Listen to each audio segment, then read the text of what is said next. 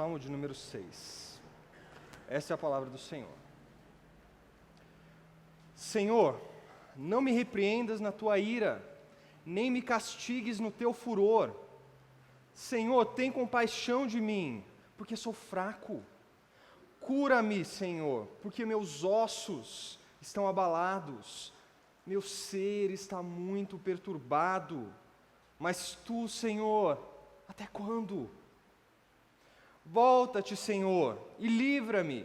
Salva-me por tua misericórdia. Pois na morte não há lembrança de ti. Na sepultura, quem te dará louvor? Estou cansado do meu gemido. Toda noite faço nadar em lágrimas a minha cama.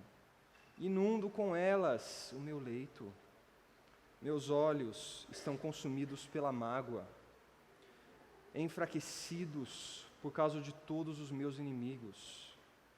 Apartai-vos de mim, todos vós que praticais a maldade, porque o Senhor já ouviu a voz do meu pranto. O Senhor já ouviu a minha súplica. O Senhor acolheu a minha oração. Todos os meus inimigos serão envergonhados e muito perturbados. Abruptamente, eles se retirarão de vergonha. Oremos. Nosso bom Deus e nosso Senhor, clamamos a Ti agora, humildemente, por misericórdia, por graça da Tua parte, que o Senhor descerre os nossos olhos, que o Senhor desvende os nossos corações, para que possamos compreender mais da Tua grandeza e da Tua glória. Nós pedimos isso em nome de Jesus Cristo. Amém. O que pode ser pior do que o silêncio de Deus? O que será que pode deixar uma alma mais perturbada do que a aparente mudez do Senhor? Será que existe algo mais áspero? Será que existe algo mais sofrido do que o laconismo de Deus? No Salmo 83, o salmista começa dizendo: ó Deus, não guarde silêncio, não te cales, nem fiques impassível, ó Deus.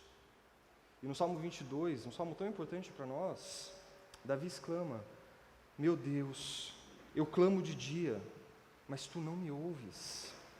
Um Deus inatingível, que não ouve e que não responde. Será que existe algo mais desesperador do que o silêncio de Deus? Talvez a voz de Deus, talvez a voz do Criador. A voz de Deus frequentemente é mais horripilante do que o seu próprio silêncio. E um dos exemplos mais emblemáticos que nós temos disso é logo depois que o povo de Deus, o povo de Israel é liberto do Egito, e eles estão ali, no sopé do Monte Sinai, esperando as instruções do Senhor. E aí a palavra de Deus em Êxodo 19 diz o seguinte: houve trovões e relâmpagos, e uma nuvem espessa sobre o monte, e ouviu-se um soar de trombeta muito forte, a ponto de fazer estremecer todo o povo que estava no acampamento. E enquanto o som da trombeta aumentava cada vez mais, Moisés falava, e Deus lhe respondia por meio de um trovão. E o povo estremeceu diante daquilo, e não teve coragem de colocar um só pé no íngreme do Monte Sinai. E para benefício deles, porque a palavra diz que eles seriam fulminados. Portanto, a voz de Deus nem sempre é uma voz doce, nem sempre é uma voz tenra, nem sempre é uma voz aprazível. Mas é claro que às vezes ela é tudo isso. Séculos mais tarde, desse episódio no Monte Sinai, o profeta Elias é chamado para fora de sua caverna. E ali ele se depara com sinais muito parecidos, muito semelhantes àqueles que nós vimos no Monte Sinai. Primeiro vem um vento fortíssimo, que separa os montes e que despedaça os penhascos. Mas dessa vez, o Senhor não está no vento. Depois vem um terremoto que faz estremecer toda a terra, mas o Senhor não está no terremoto. E depois vem fogo, um fogo fumegante, e o Senhor não está no fogo. Mas aí as Escrituras disse que depois de tudo isso, veio uma voz e que essa voz era mansa e suave. E ali estava o Senhor. Literalmente, esse versículo 12 de 1 Reis 19 diz que o som de um sussurro veio a Elias. A voz mansa e suave literalmente é o som de um sussurro.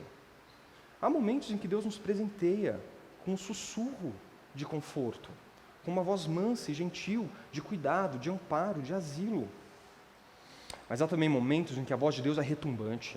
Há momentos em que a voz de Deus mostra, revela todo o seu poder, toda a sua potência. Há momentos em que Deus, pela sua voz, faz ver, faz sentir, faz ouvir o terror de todo o seu julgamento. E neste Salmo de número 6, que é o nosso texto de hoje, nós estamos diante de um homem desesperado por ouvir a voz de Deus. Um homem que entrou no silêncio de Deus e que quer mais uma vez ouvir a voz mansa do Senhor. Mas ao mesmo tempo, um homem que teme com todos os seus ossos o juízo e a voz fulminante do Senhor. E o problema para esse homem do Salmo 6, e o problema para nós, é que não somos nós que decidimos com qual voz Deus se dirige a nós.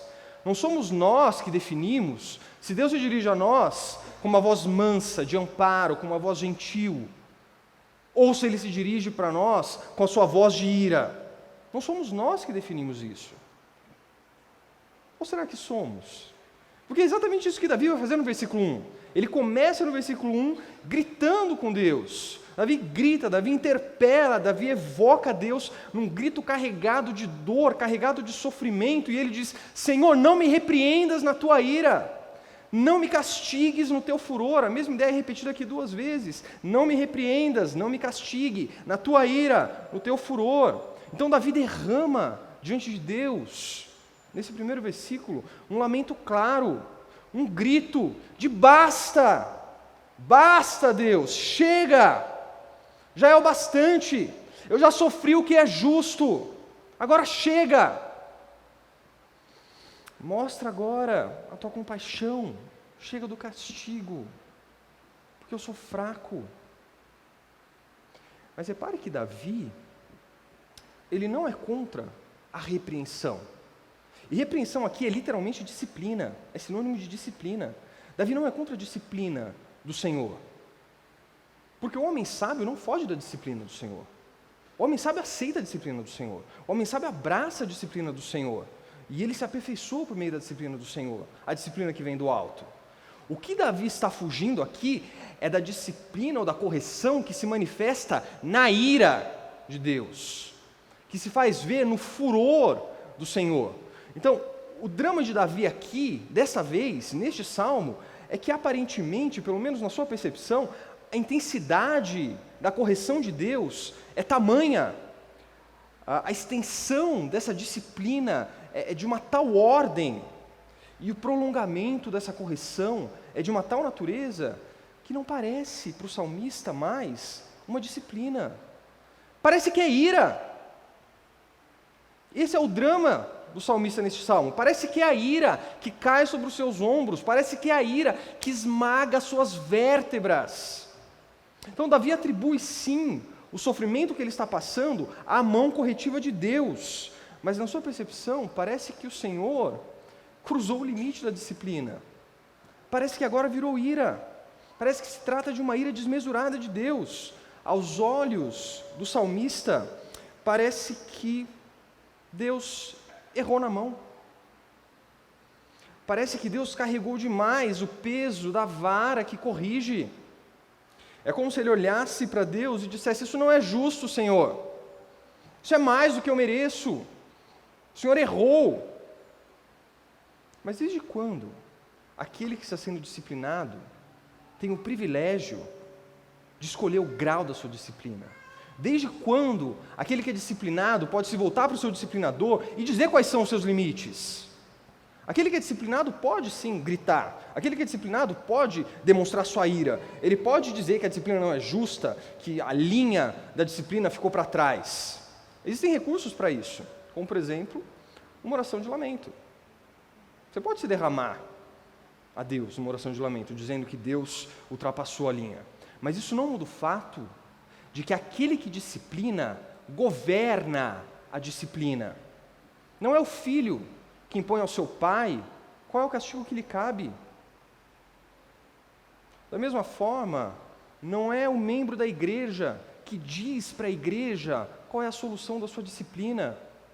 Não é a criatura que ergue a voz para o Criador, dizendo qual deve ser a grossura da vara que o pune.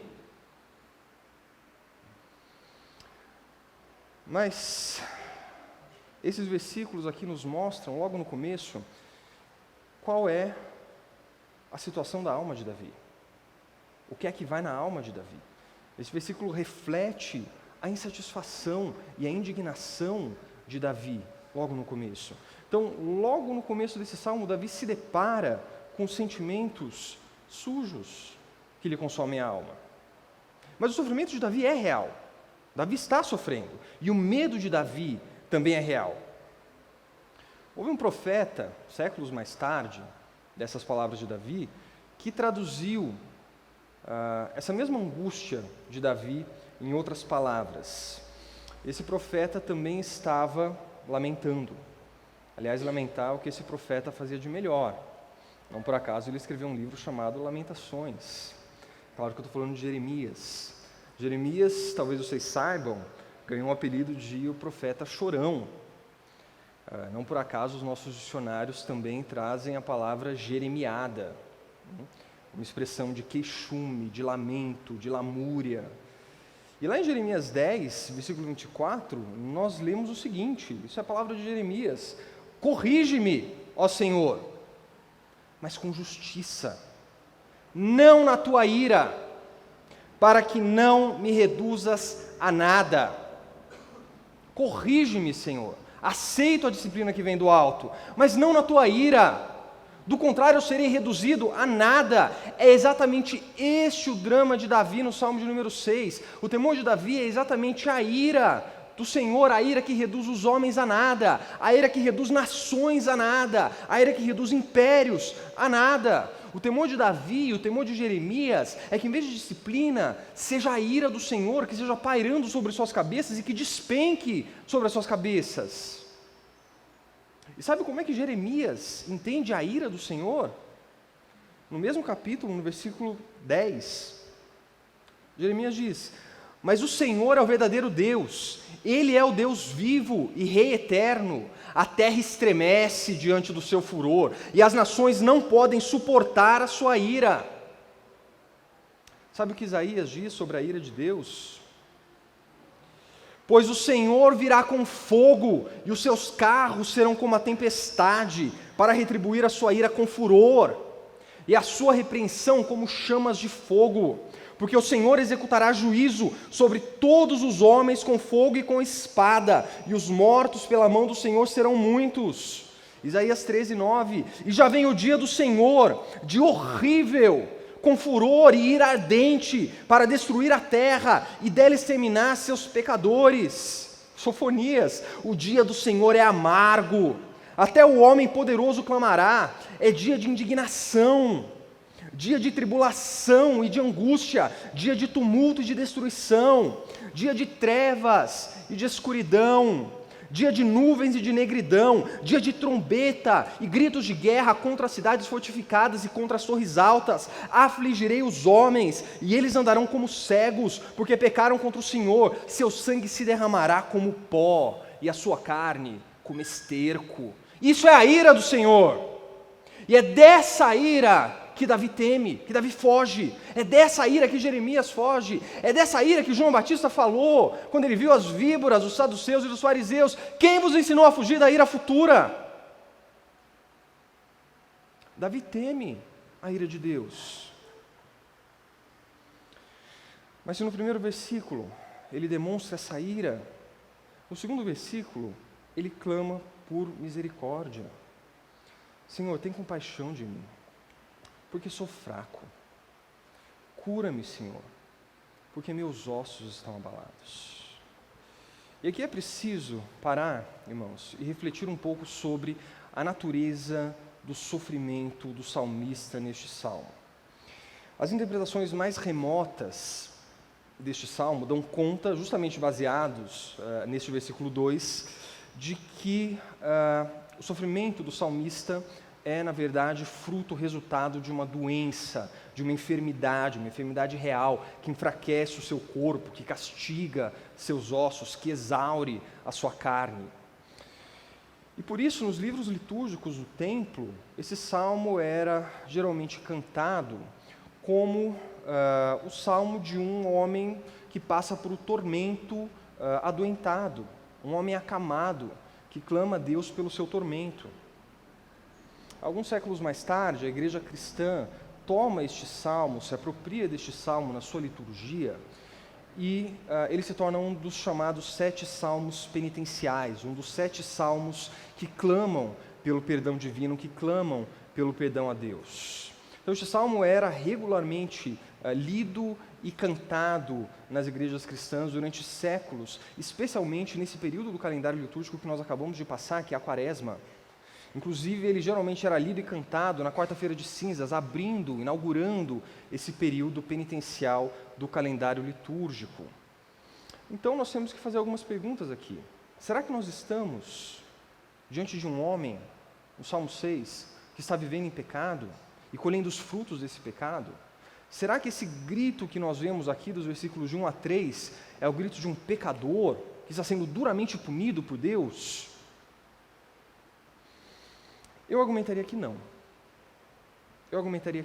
Que este não é o caso, pelo menos não aqui, não neste salmo. Se você abrir a sua Bíblia em Salmo de número 38, no Salmo 38, talvez você tenha uma surpresa lá. Porque o Salmo de número 38 começa exatamente da mesma forma que o Salmo de número 6. O versículo 1 é exatamente idêntico ao versículo 1 do Salmo 6. Ó Senhor, não me repreendas na tua ira, nem me castigues no teu furor. A diferença do Salmo 38 para o Salmo 6 é que no versículo 3 do Salmo 38, o salmista aponta claramente, diretamente, qual é a causa do seu sofrimento. Por causa da tua indignação, ele está falando com Deus, não há no meu corpo parte saudável. Por causa do meu pecado, não há saúde em meus ossos. Mas no Salmo 6 não há confissão de pecados. No Salmo 6 não há sequer uma alusão ao pecado do salmista. Não há arrependimento, não há penitência, não há justa retribuição pelo pecado. Parece que aqui no Salmo 6 não se trata de um homem sofrendo pelos seus pecados. Não se trata de Davi sofrendo por conta do pecado que ele cometeu diante do profeta Natã e por causa da morte de seu filho. Parece que o sofrimento do salmista aqui nos remete muito mais ao sofrimento de Jó, ao sofrimento de um homem justo, de um homem correto, mas que passa sim por tribulações, que passa sim por provações na sua vida. Há momentos na vida, meus irmãos, em que vivemos uma dor agonizante e não sabemos o porquê. Há momentos na vida em que vivemos uma dor agonizante, mas não vemos a sua causa. Nós enxergamos o seu começo, mas não conseguimos de maneira alguma antever o seu fim. Terá sido um pecado nosso? Terá sido uma ofensa a Deus que provocou essa nossa situação miserável? Será que todo sofrimento deriva do pecado? É uma consequência direta do pecado? As Escrituras dizem que não. As Escrituras dizem que não. As Escrituras dizem que aqueles ramos que estão ligados à verdadeira videira, aqueles ramos que bebem da sua seiva, que se nutrem da sua vida, esses ramos são podados. E eles são podados não por castigo, não por sadismo, eles são podados para que cresçam, e que cresçam mais, e que cresçam melhor, e que deem mais e mais e mais frutos. E o importante da imagem da poda na videira, dos ramos que são podados, que João traz para nós lá no capítulo 15 do seu Evangelho, o importante da poda é que existe amor, evidentemente, nessa obra da poda. Deus cultiva cada um dos seus filhos, Deus cultiva cada um dos seus ramos, e por amor, a poda é feita em amor, por amor e com amor. Aquele que poda não olha para o ramo somente como ele é, mas ele olha para aquilo que o ramo pode ser. E deve ser. Portanto, o jardineiro que poda um ramo, ele não poda para que o ramo sofra, ainda que ele sofra. Ele poda para que o ramo cresça, ainda que naquele momento pareça encurtado. Portanto, esse salmo de Davi não parece ser o salmo de um pecador que sofre as consequências do seu pecado. Mas se nós não estamos diante de um pecador, sofrendo pelo seu pecado, será que nós estamos então diante de um homem enfermo? É possível, é bem possível que estamos diante de um homem doente, de um homem acamado, de um homem enfermo. Mas se o salmista aqui padece de uma doença, é evidente que essa doença não é simplesmente ou meramente física. Não se trata de uma doença exclusivamente física. É uma doença que toma uma dimensão emocional, que toma uma dimensão psicológica, que toma uma dimensão espiritual. O sofrimento de Davi, demonstrado aqui neste salmo, é um sofrimento espiritual. Quando Davi fala de seus ossos abalados, ele não está falando simplesmente da sua carne, do seu corpo. Ele está usando uma metáfora comum no Antigo Testamento para se referir a toda a profundidade do ser, a toda a profundeza do homem. O sofrimento de Davi é tamanho que alcança a medula do seu íntimo. Isso se confirma no versículo 3, quando ele diz: meu ser está muito perturbado. Meu ser, aquilo que há de mais profundo em mim, está perturbado. É possível que seja uma dor física, uma doença física, mas é certo que a alma de Davi padece. E a alma de Davi padece porque Davi se sente abandonado por Deus. Davi entrou no silêncio de Deus. E no silêncio de Deus, Davi sente o peso insuportável de ouvir somente a sua voz. O peso insuportável de ouvir somente os seus gemidos, de ouvir somente os seus rangidos. E no fluxo de emoções que vem correndo o texto desde o versículo 1, no versículo 3, Davi pergunta: mas tu, Senhor, até quando? Repare que Davi não completa a frase. O seu pulmão falha, a sua voz titubeia, o seu espírito vacila, ele não completa a frase. Mas se existe algo que tem acompanhado o salmista, desde o primeiro versículo até aqui, além da dor e do sofrimento do salmista, esse algo é o Deus do salmista. Davi está mergulhado em dores, há inimigos por todos os lados, como nós veremos, mas Davi se volta a Deus nesse momento, porque Davi sabe que toda dor, que todo sofrimento, que toda angústia, que toda aflição tem exatamente a mesma fonte de toda alegria, de toda paz, de todo gozo, de todo júbilo, e essa fonte é Deus.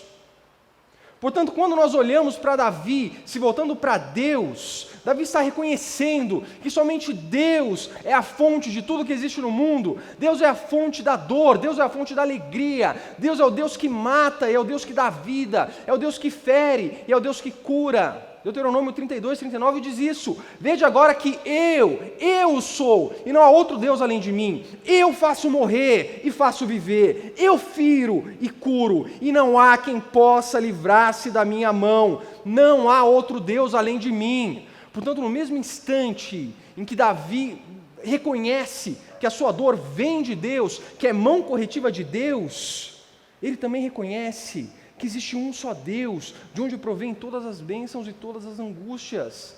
Portanto, o lamento de Davi não é um lamento vazio, não é somente uma reclamação, não é somente lamúria, é um ato de fé. Fé de que existe um só Deus, fé de que Ele controla todas as coisas, fé de que Ele rege todas as coisas, que nada escapa à sua mão, nem a sua alegria mais eufórica e nem a sua tristeza mais fúnebre. É um ato de fé de que Deus se compadece dos homens, fé de que Deus ouve os gemidos e o choro dos homens, fé em um Deus que é movido pelas lágrimas dos seus filhos. E por isso no versículo 2 ele grita: tem compaixão de mim. Não estamos diante de um Deus ausente, meus irmãos, mas de um Deus que se compadece de nós. Portanto, nessa hora de momento de tormento, de dor inigualável, Davi faz uma profissão de fé. Eu me volto para o meu Senhor, porque o meu Senhor é o Criador de todas as coisas, e dele provém todas as coisas. E é muitas vezes aqui, no fundo do poço, em que a nossa fé é provada. É no fundo do poço que somos chamados a fazer uma profissão de fé. Para onde você olha quando você está no fundo do poço? A quem você se dirige quando você está no fundo do poço? De onde vem a sua alegria quando você está no fundo do poço? E de onde vem a sua dor quando você está no fundo do poço? Na segunda parte deste salmo, dos versículos 4 a 7, Davi apresenta a sua petição de livramento e ele discorre mais uma vez sobre a sua dor. E o tom desse versículo já é dado aqui no início do versículo 4. Volta-te, Senhor. Então, Davi suplica pelo retorno de Deus. Significa que na percepção do salmista, toda a sua dor, todo o seu sofrimento, tudo isso que ele está passando se dá na ausência de Deus. Tudo isso que o consome se dá no silêncio de Deus. E Davi reflete aqui sobre o maior de todos os silêncios, aquele que silencia todos os homens: a cova, a sepultura, a morte. Pois na morte, diz o versículo 5, não há lembrança de ti. Na sepultura, quem te dará louvor? É um erro pensar, que Davi está sugerindo aqui, que a sua morte pode prejudicar Deus. É um erro pensar que Deus aqui ficaria sem louvor e que Deus seria esquecido. É claro que não. O problema do versículo 5 não é que Deus pede o louvor de Davi, é que Davi perde o seu louvor a Deus. O salmista liga, conecta aqui de uma forma inextricável a sua vida e o seu louvor. Viver é louvar a Deus, e louvar a Deus é viver. E um sem o outro não é possível e não existe. E o outro sem um não existe e não é possível. Portanto, o problema aqui não é que Davi desaparece para Deus, é que Deus desaparece para Davi. O objeto do seu louvor, o objeto da sua adoração desaparece para Davi. E a palavra lembrança aqui, ela não é simplesmente uma memória intelectual. Lembrança no contexto hebraico significa recontar os feitos. Assim como o povo de Israel foi liberto do Egito e proclamou assim e demonstrou assim a sua glória, a glória de Deus, a grandeza de Deus, assim também Davi agora está dizendo: livra-me, Senhor, salva-me, Senhor, para que eu possa proclamar da tua glória e da tua grandeza, para que eu possa testemunhar como o Senhor é grande, como o Senhor é um e como o Senhor governa todas as coisas. Mas a sepultura parece cada vez mais próxima do salmista. Embora esse salmo carregue as palavras dos vivos, ele é assombrado pela morte. E é aqui no limiar da vida e da morte que nós vemos neste salmo o ponto mais alto, não só da lamentação, mas da poética da lamentação.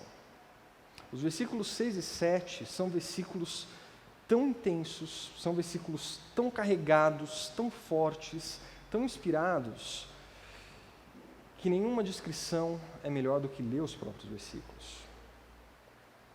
Estou cansado do meu gemido. Toda noite faço nadar em lágrimas a minha cama.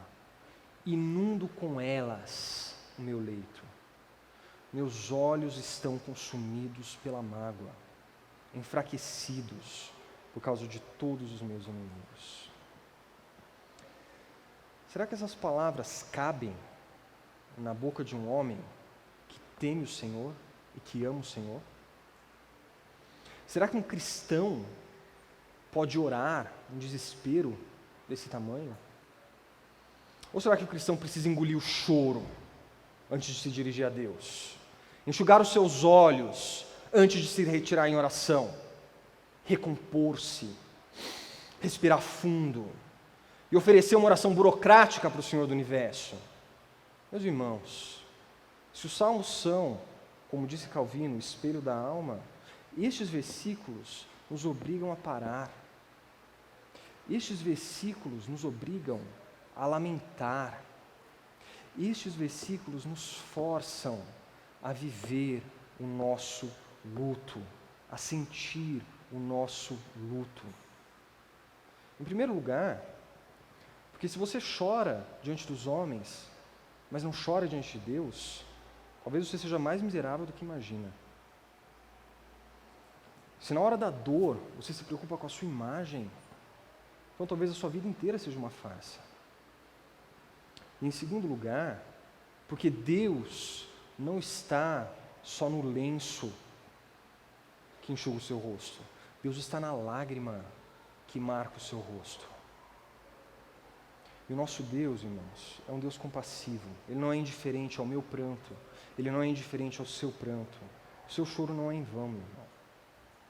O cristão não pode ser um triunfalista barato, de uma graça barata. O homem que confia em Deus precisa estar preparado.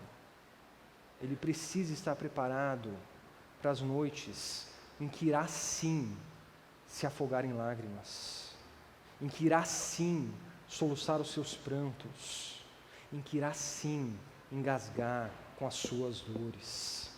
O cristão precisa aprender a orar a sua dor e a orar o seu luto.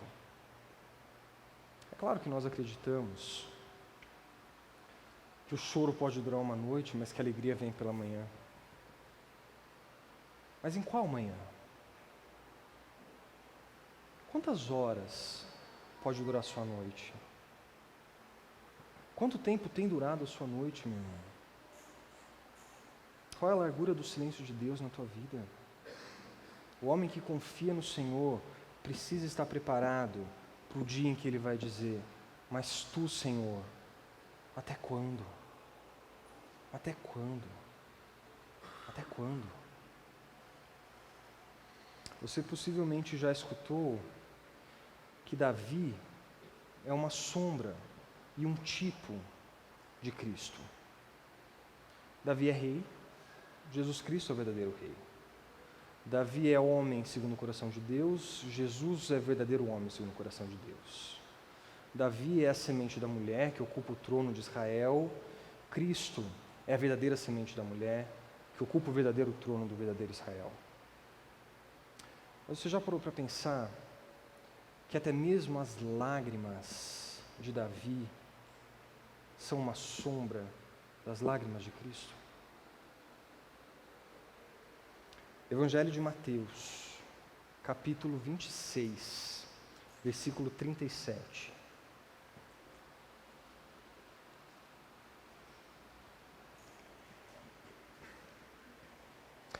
E levando consigo Pedro e os 2 filhos de Zebedeu, começou a entristecer-se e a angustiar-se. Então ele lhes disse: a minha alma está tão triste que estou a ponto de morrer. Versículo 39. E adiantando-se um pouco, prostrou-se com o rosto em terra e orou: meu Pai, se possível, afasta de mim este cálice. Todavia não seja como eu quero, mas como tu queres. Cabe uma oração de lamento na boca de um cristão? É claro que cabe. O sofrimento de Davi tipifica o sofrimento de Jesus Cristo, oferece uma demonstração imperfeita daquele que é o verdadeiro sofrimento. E porque Davi orou as suas dores, prefigurando as dores de Cristo, e porque Cristo orou as suas próprias dores, nós também devemos orar as nossas próprias dores, por mais sujas que elas nos pareçam, e por mais sujas que elas sejam. Jesus levou às últimas consequências o sofrimento de Davi, o sofrimento que Davi apenas pronunciou aqui nos Salmos. Não há uma só dor que Davi tenha passado, que Jesus também não tenha enfrentado. Não há uma só aflição que Davi tenha enfrentado, que Jesus não tenha suportado na sua alma. Assim como Davi, Jesus sentiu-se aflito. Assim como Davi, Jesus angustiou-se. Assim como Davi, Jesus enfrentou o silêncio de Deus. Assim como Davi, Cristo sentiu-se abandonado. Sentiu-se abandonado por homens que dormiam no seu momento de maior aflição. Sentiu-se abandonado por Deus, enquanto seu corpo castigado sangrava no madeiro. E Jesus foi as últimas consequências, porque Jesus enfrentou aquilo que Davi não enfrentou, e que era um dos medos de Davi neste salmo. Jesus desceu a cova, Jesus encontrou a morte, Jesus foi ao Sheol, de que fala Davi. Mas o sofrimento de Cristo não foi em vão. Muito pelo contrário, o sofrimento de Cristo, prefigurado aqui neste salmo, vem justamente resolver aquele que é o maior drama deste salmo, aquele que é o maior medo de Davi neste salmo, que é a ira de Deus. E é por isso que nós estamos falando da ira de Deus. A morte de Cristo aplaca a ira de Deus sobre aqueles que são os seus filhos. A morte de Cristo não vem resolver o problema da disciplina que vem do alto, mas a morte de Cristo resolve o problema da ira de Deus, o problema do furor consumidor do Criador. Feliz o homem que pode gritar em um momento de dor, em um momento de sofrimento: Senhor, não me repreendas na tua ira. Feliz o homem que pode gritar no momento de dor e de sofrimento: Senhor, não me castigues no teu furor.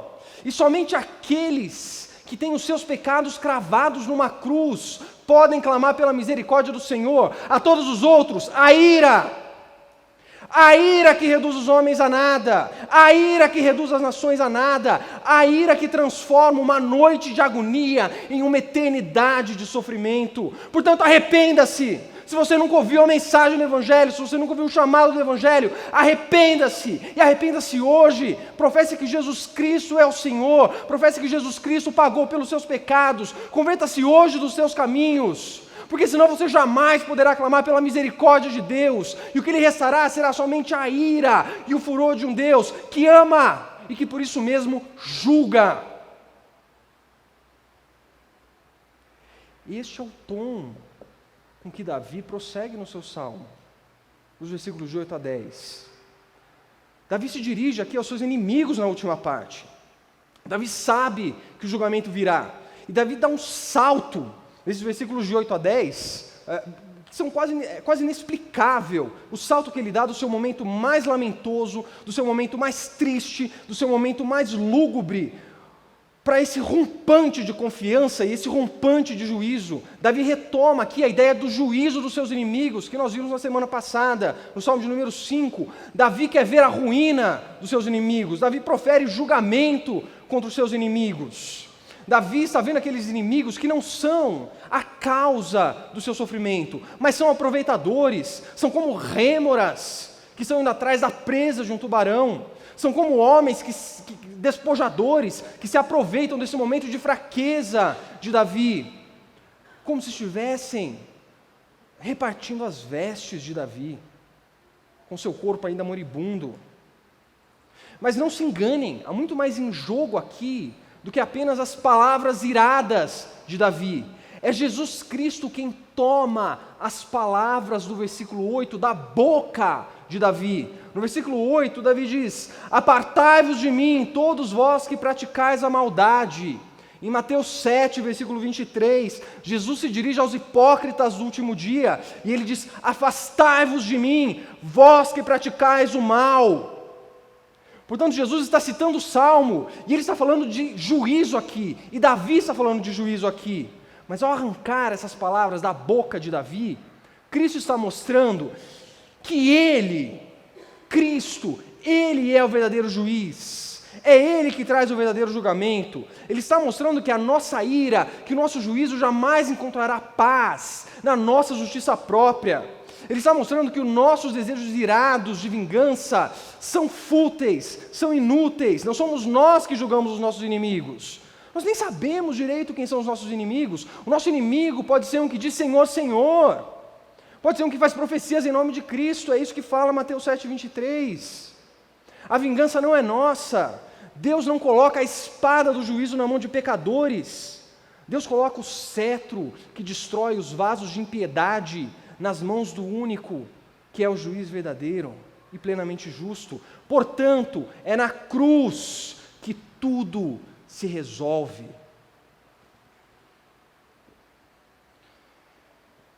O sofrimento do cristão encontra paz no sofrimento de Cristo. O sofrimento do cristão encontra paz no sacerdócio de Cristo. Encontra paz no sacrifício sacerdotal de Jesus Cristo. A disciplina e a ira são plenamente ajustadas na obra da cruz. Deus não se engana na sua disciplina. E Deus não se engana na sua ira. A nossa dor não deve nos fazer voltar os nossos olhos para o interior dos nossos tormentos. E nem para a falsa cura que existe nos homens. A nossa dor deve nos fazer olhar para a cruz, porque ela, como um farol, aponta para o fim de todas as dores, aponta para o fim de todas as angústias, para o fim de todo o ranger de dentes. Na cruz, Jesus padeceu, mas dali ele se levantou, aos céus ele ascendeu, e ele nos enviou aquele Consolador, o Espírito Santo, que intercede por nós, que leva as nossas dores até Deus. Se você, meu irmão, não é um mestre da poética da lamentação, tem uma boa notícia para você. O Espírito Santo, nós vimos isso em Romanos 8, o Espírito Santo intercede por nós com gemidos inexprimíveis, diz a palavra. Ele leva o nosso lamento até Deus quando a nossa voz nos falha. Ele leva o nosso lamento a Deus quando parece que nós mergulhamos no silêncio de Deus. E quando a única coisa que sai dos nossos lábios é metade de uma frase. Mas tu, Senhor, até quando? Hoje é domingo de Páscoa, meus irmãos. E hoje nós celebramos, como em todos os domingos, a ressurreição do nosso Senhor. Aquele que foi o homem de dores, e que por meio das suas dores trouxe a cura para as suas dores. Aquele que por meio do seu tormento trouxe amparo para o teu tormento. Aquele que por meio da sua aflição trouxe refrigério para a sua aflição. Aquele que por meio do seu lamento trouxe esperança para o teu lamento.